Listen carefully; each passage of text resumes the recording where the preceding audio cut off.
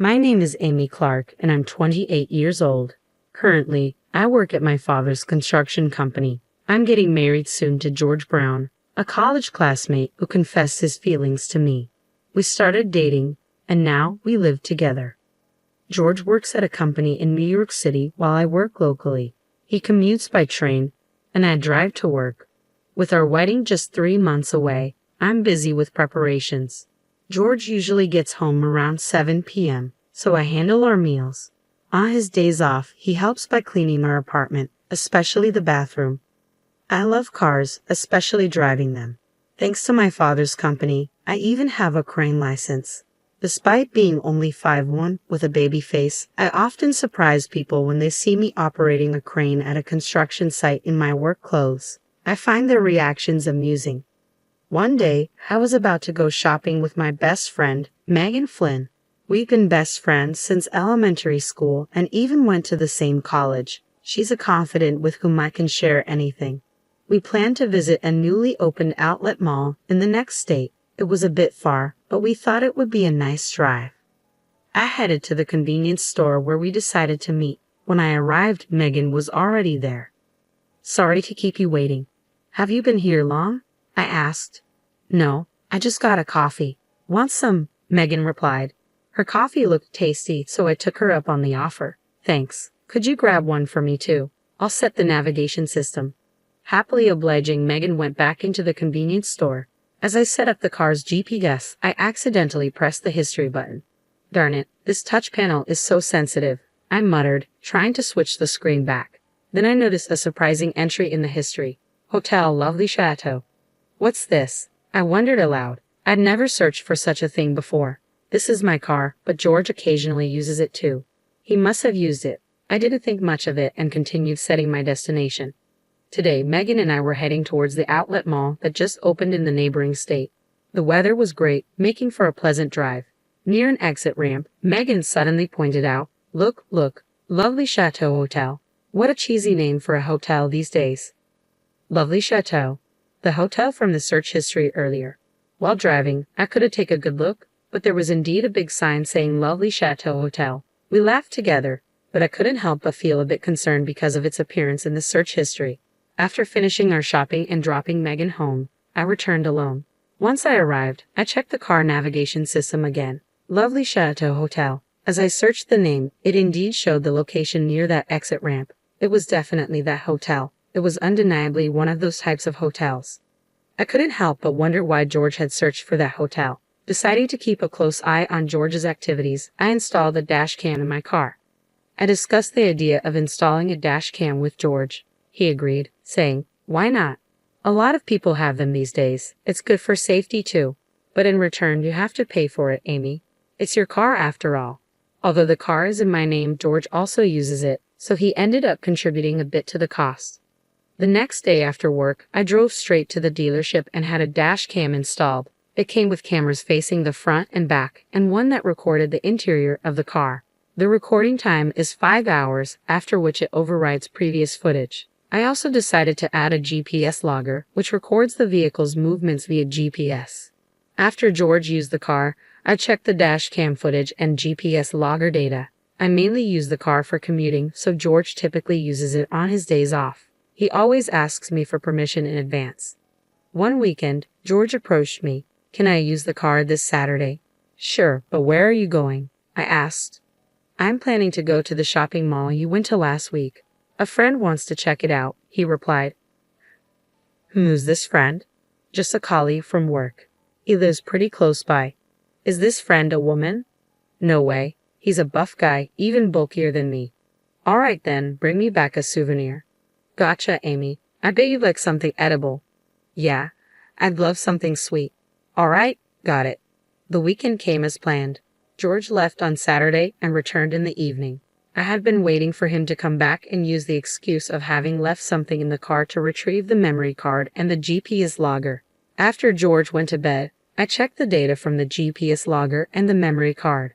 The GPS logger showed he did go to the shopping mall, but it also revealed that he had taken a detour on the way back, exiting at an interchange. Upon enlarging the location, I saw it was the Lovely Chateau Hotel. This seemed completely suspicious. Our wedding is next month, and now this. My fingers trembled as I operated the device. This was already a huge shock, but I composed myself and checked the memory card. I inserted it into the computer and played back the recorded content. Suddenly, a strange woman appeared on the screen, sitting in the passenger seat. She was quite flashy with long hair and seemed pretty. She appeared to be older than me, but her occasional smile was somewhat childish. Unable to think straight, I just stared at the screen, completely shocked. The conversation was also recorded. "Really, you're such a bad boy. You're getting married next month and you're still doing things like this," she laughed. "It's all good. The reason I'm marrying her is because her dad's the boss. He's a construction contractor, but he's loaded." George's voice resonated from the playback. "Oh, but once you're married, doesn't that mean we're over?" "No way. You're the real deal for me. I plan on divorcing her after a year or so. Of course, I'll make it look like she's the bad one, and I'll grab a hefty alimony and her parents' wealth. After that, I'll be with you." "A whole year?" Grace sounded disappointed. "No, we'll continue this relationship in the meantime. I can't bear to be away from you even for a day." "That makes me happy. I love you, George." "I love you too, Grace." I stopped the playback. I couldn't watch any further. George had been unfaithful, cheating, and he was marrying me just to take over my father's company. The proposal, the birthday we spent at the Seaview Hotel, everything was a farce.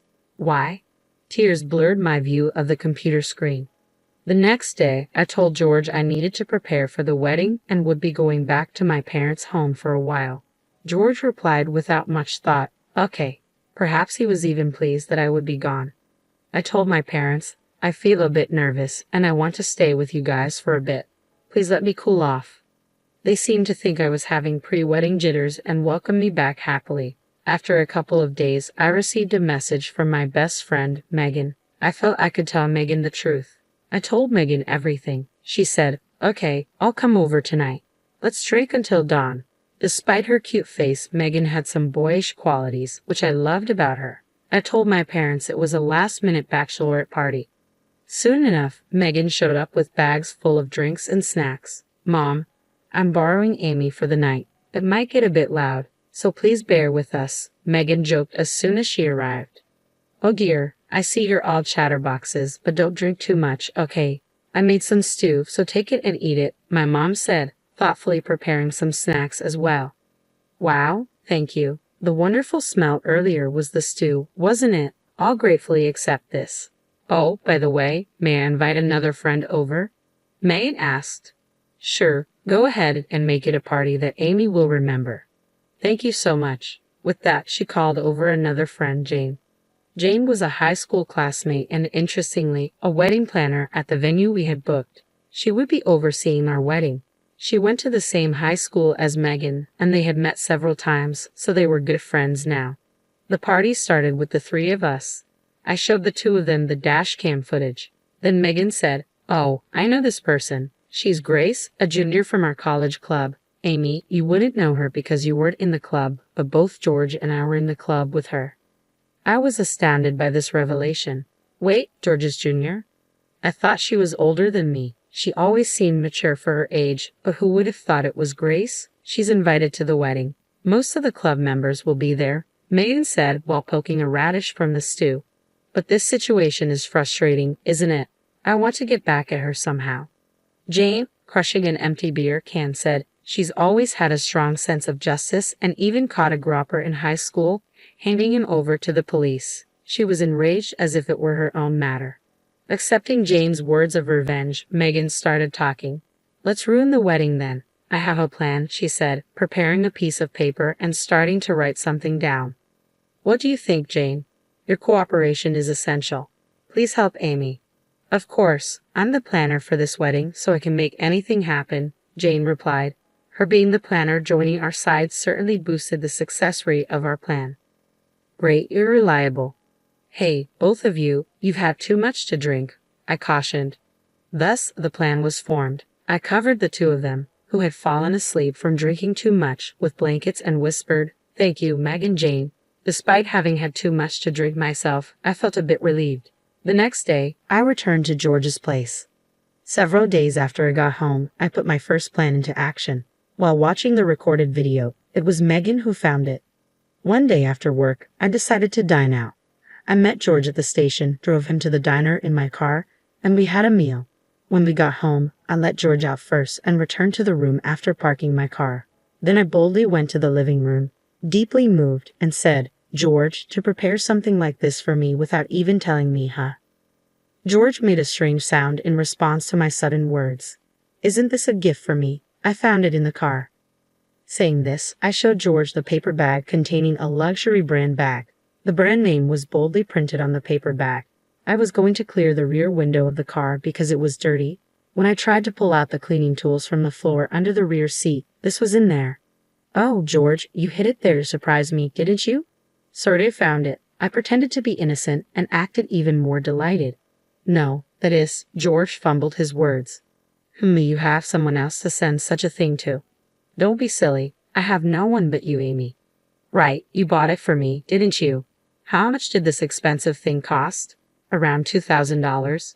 "Thanks, honey." "Oh yeah, it's a limited edition, so I think it was $5,000. I thought this would suit Amy, so I bought it. I really intended to surprise you, but, well, it didn't go as planned." "Yes, it seems a bit youthful, but I can still pull it off, right?" "Of course, any bag would look good on you, Amy." "Hey, that doesn't sound like a compliment." Sorry." "Okay, I'll keep it safe. Thanks a lot." When I heard his last sigh, I could hardly hold back my laughter. In the video from that party, I saw George being urged by Grace to buy a luxury bag. He confirmed that he had bought a high-end bag and hid it in the floor of the back of the car. I found it and kept it for myself. During dinner later, George was sighing. Serves him right. A few days later, I got a call from my father.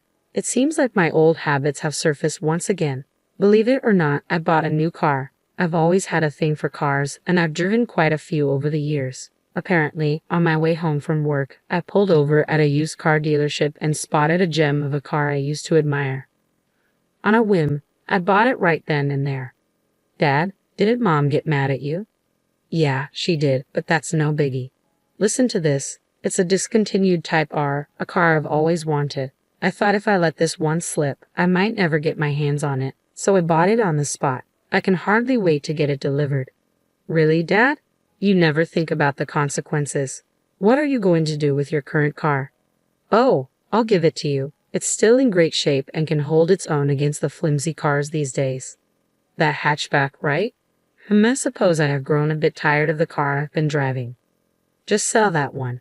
How can you enjoy driving such a weak automatic car?" That's when it hit me. "Okay, got it. I'll do that. Thanks, Dad." "Yeah, the new car arrives next week. You can pick it up then. I'll have it cleaned for you."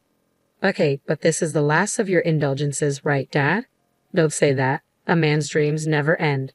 All right, thanks, Dad." I hung up the phone and couldn't help but grin. And so, my car changed within a few days. "Amy, did you change your car? This one looks cooler than the last one." "Yeah, my dad bought a new car and gave me his old one. It's cooler than the previous one, isn't it?" "Yeah, it's cool. Lend it to me this Saturday?" "Sure, why not?" I felt like a fish had taken the bait. Then came Saturday. George, who had left with the car keys, came back immediately. "Hey, that car, what's wrong?" "It won't start. I can't drive it." "You can't drive it? Well, what's the matter? You drove it just fine yesterday, didn't you?" "That's because it's a stick shift." "So what's the problem with that?" "It's just that I only have an automatic license." "Oh, that's right. I forgot about that." "This is not funny. I can't drive now." "Why is that a problem? Do you want me to drive for you?" No, that's not it. I mean, I don't want to spoil your day off." "Really, I don't mind though." No, I'll figure it out." "All right then. Safe travels." I knew very well he couldn't. Serves him right. The car I got from my father was a stick shift. There was no problem for me since I have a manual license. However, George only had an automatic license. He legally can't drive that car and probably wouldn't know how to drive it anyway. I had already figured out that he's been taking the car on weekly dates. Despite knowing that, I still switched cars. It's my car in my name, and I can do whatever I want with it. Serves him right. Then, with just 1 week to go until our wedding, I received a message and was summoned to a designated location. "Hello, my name is Amy," I greeted. "Oh, Amy, thank you for coming," the other party responded. Not a problem. So, how did it go? Well, please sit down. We'll discuss everything shortly. With that, I was ushered into a meeting room and sat down. Let's first discuss your request, he began. Yes, I nodded. This was a private investigation agency. I have requested a background check on George. The subject, George Brown, was definitely in the wrong. We have secured photos and videos. Would you like to see them? Yes, please. The investigator pulled out a laptop, inserted a USB drive, and started playing a video. In it, two people were walking playfully, arm in arm, before entering a hotel. The date and time of the video were from a Saturday afternoon 2 weeks ago. There were also photos of them kissing, embracing, and more.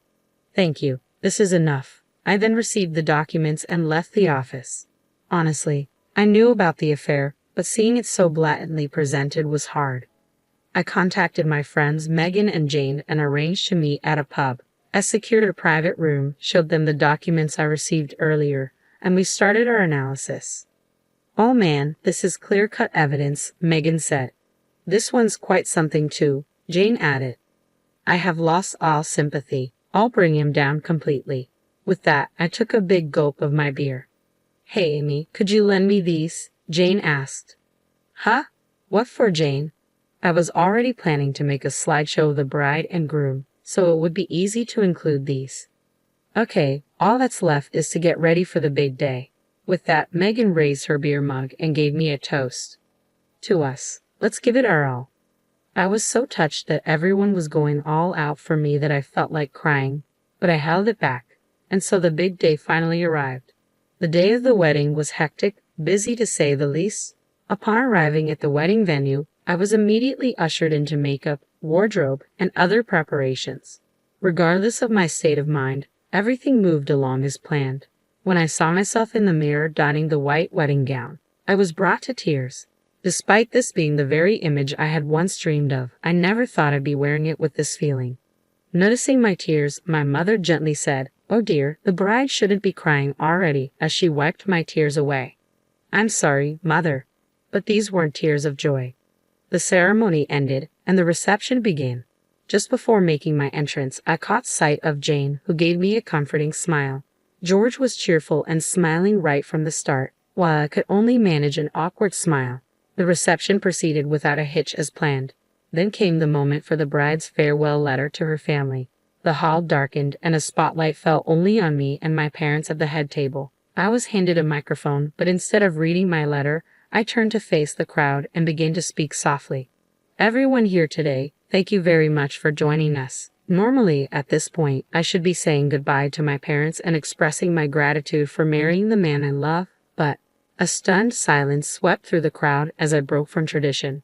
Jane, off to the side of the stage, gave me an encouraging thumbs up. The real bride is not me, I declared, causing an immediate stir among the guests. The real bride is Grace Davis, a junior from George's college years. George has admitted that it's not me but her who he truly loves. I have evidence. After speaking, a spotlight shone on one person in the crowd, and there was Grace bathed in light. Lively music started playing, and a slideshow began. Images of them holding hands, kissing, and even entering a hotel were displayed one after another. Then the music stopped, and a video of their conversation played at a loud volume. The hall was in an uproar. What's going on here? George, you owe us an explanation. Amidst the flying shouts, I handed the microphone to a pale-faced George and bowed to his parents before stepping off the stage. Megan and Jane, who had rushed over, practically dragged me away from the venue. Behind me, the situation had become an unmanageable uproar. Still in my dress, I felt a mix of relief and triumph. Jane led me to an unused green room where Megan brought my belongings and clothes. I quickly changed before leaving the wedding venue. Megan drove me home, and I was finally able to catch my breath. We did it, she said. Yeah, we sure did.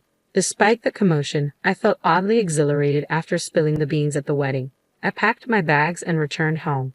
My parents scolded me when they got back, but since George was the cause of the issue, it wasn't too severe. My father took care of the aftermath. The wedding was almost over but was called off, so there were issues like returning the gifts. People understood the situation, so everything went smoothly without any significant problems. The one who had a hard time was George. His infidelity got exposed, and the wedding became a mess. As a result, his parents had to bear the entire cost. On top of that, George's boss was present, so the whole company found out about his affair. It was also discovered that George had been contacting Grace during work hours using the office email, leading to his demotion. He didn't lose his job, but the office atmosphere became unbearable, so he soon quit. As for Grace, she didn't end up with George. After causing all that commotion, they broke up. Since the engagement had been broken off after we had exchanged betrothal gifts, I asked George for compensation and other costs. George had used most of his savings on wedding preparations, so his parents had to step in and pay. Lacking any particular skills, George had trouble finding a new full-time job and ended up working part-time to pay back his debts. I also demanded compensation from Grace. With her bad reputation and being disowned by her parents, she had to pay the compensation herself. Without any savings, she borrowed money from shady loan sharks and now works in the nightlife industry to make those payments. It wasn't enough compared to the emotional pain I suffered, but well, it served them right. Thanks to my father's compassion, I was put on leave, and with my newfound free time, I decided to take a trip to Alaska. For some reason, people tend to head north in times like these. Jane had also resigned from the wedding venue, taking responsibility for her part in the commotion. Feeling a bit guilty, I invited her to join me on the trip to Alaska. With the damages I received from George, I covered the expenses. We used a ferry for a round trip as we went by car. On the return ferry, we hit it off with two guys who were bikers. We exchanged contact information and decided to meet up again in New York. The two guys who worked at the same company said they go on a road trip to Alaska on their motorcycles every year. When I got back to New York and told Megan about this, she got upset that I didn't invite her. So, it was decided that we would add one more person and organize a 3-on-3 mixer, including Jane. Even though a lot has happened, I've regained my spirit. Life throws curveballs, but I thought, well, such things happen. And with that, I decided to walk firmly towards the future.